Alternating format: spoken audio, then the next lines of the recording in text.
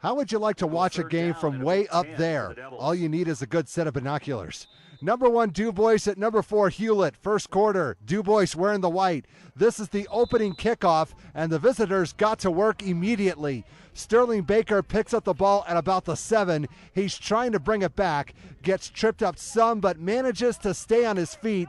He's still in a logjam, but then he realized that he has teammates. Lateral to Kurt Leesburg, and the junior will finish the job and go untouched the rest of the way. It's a touchdown for the defending six-man state champs, and they lead 8-0. That lit a fire under Hulett, and they would respond. Story Penning is thinking about throwing, sees the pressure coming, but then he also sees a seam down the far sideline and takes off. Good blocking on the run, and he'll elude a few guys at the end on what would be a 50-yard run, and the home team is right back in this game. We're tied at 8. It was a long road trip for the Rams, but long runs made up for it. Baker is not going to be denied on this one. He thought about cutting back in, but then he stayed the course, and off he goes, 65 yards. The last defender barely got a hand on him, but it was not enough to make the stop. The visitors are back on top by a score of 16-8. The Red Devils were able to hang and turn this contest into a slugfest in the early goings. Keaton Stevens has to throw. You can't cross the line of scrimmage without giving the ball to a teammate first. He'll manage to buy himself some time with some elusive moves, and then he'll find Reese Jolly from 10 yards out. Conversion no good, but the home team is only down 16-14. We're still in the first quarter, and Baker is an all-around guy. He can run and he can throw. He'll go over the middle to Rowan Hawk for what would turn into a 39-yard TD play. Dubois would increase their advantage a little bit. Now it's 22-14. They would get the ball back, and guess who again? Baker tried one way, hits the brakes, and then decided the other way was much easier. There was more room to run. 20 yards and 6 more points. The visitors were in decent shape, leading 30-14 after the first 10 minutes. Second quarter, they were knocking on the door again, but their own weakness showed up. Nathan Moore is not that weakness. Actually, it's hanging on to the ball. Reaching out in a crowded situation is not a good idea. The ball came loose before it crossed the goal line. Hulett will recover for the touchback, and that saved them points because they were already trailing. They tried to take it back the other way and make something happen, but the Dubois D would cool them off. Baker is actually going to come in and rip the ball loose and wind up with it himself. That's one way to get a turnover, and now his boys can get back to work. As a reward, the Rams would let him score again.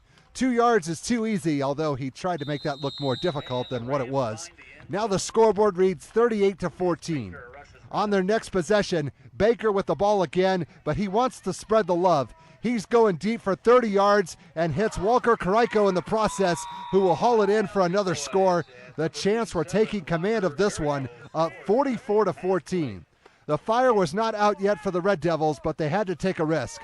Stevens wants to go deep himself. Wyatt Bears reels in the throw, but he still has a little more work to do. But he would score on a 63-yard pass play and find the promised land. But the home team still had more work to do, trailing 44-20 going into halftime.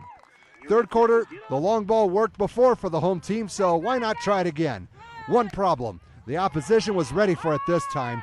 Hawk will make the interception and get a decent return, which would put Dubois back in business once again. Now, I know this is only 6-man, but Baker has some skill regardless. He'll reverse once. He might have something, but the D was quick to respond. But check out the stiff arm. You try to ram a ram and you're going to lose. Another change in direction, and he might go all the way on this one. But you also have to give credit to the other team. They did not give up on this play. Baker would fumble and recover, and he almost made it. Down to the 2, and that was a pretty remarkable play no matter what. On the next play, Hawk would get the honors and score himself. The visitors were beginning to dominate this game, leading 52-20. Later, here comes Baker again. He's hard to stop no matter how much room he has. 14 yards for his third rushing score, and remember, he threw for 2 earlier, so the count is up to 5.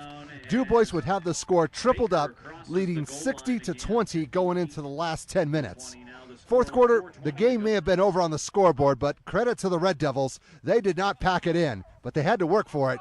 Penning thought about throwing, then he figured he better take the long way around. It looked longer than 8 yards, but that's what he got, and 6 points. Now it's a 60-26 score. They would get another chance, and they made the best of it. Penning will shovel the ball to Stevens, and he's off to the races, and he will see you later. 50 yards and gone to the other end.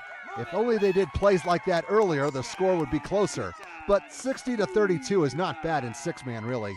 However, any chance of a comeback was killed on the ensuing kickoff. Good idea on the pooch kick, but the one guy that Hulett did not want to see with the ball got it. Baker has just too much skill, and he knows how to dodge tacklers in an open field. 55 yards and gone. That was the backbreaker if it has not happened already. Visitors still lead 66-32. Time was the enemy, and all the home team could do now was try to make the final outcome a little more respectable. Penning actually had a pretty good sell on this play as he'll zigzag his way in from 16 yards, but Baker and company were just too much to handle in this one. Final score, Dubois wins 66-40.